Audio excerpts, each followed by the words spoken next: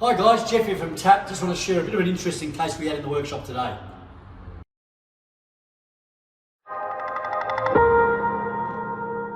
We had this RAV4 come in. It's a 2009 RAV4 with some cruise control issues.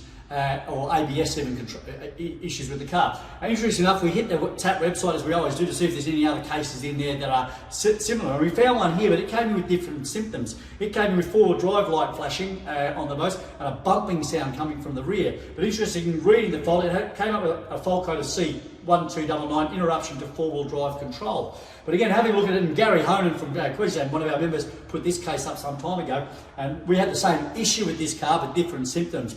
And in the end, it was a faulty speed sensor. So in this particular case, what Gary did was take it for a drive while looking at live data, and he picked up that one of the wheel speed sensors here was reading a much lower speed. So most of the wheels were reading 52k an hour. This one's reading 17k an hour, so a lot lower. So he picked up straight away that one of the wheel speed sensors were faulty. So they weren't able to get the speed sensor, but not the bearing, or vice versa. They were able to replace the sensor and get the speed control right. Now we had the same issue with this car with a speed sensor fault, but a different symptom in regards to just the ABS light was coming on this particular vehicle. So think of it a bit outside the square. If you've got a car come in, even though our car had a different fault code to what Gary had, with the same problem but different symptom on his car. So utilise the website, make sure you're looking for information, and sometimes a couple of those pieces of the puzzle go together, makes your job a lot easier if you can understand how the system works and gives you some ideas on what you should check.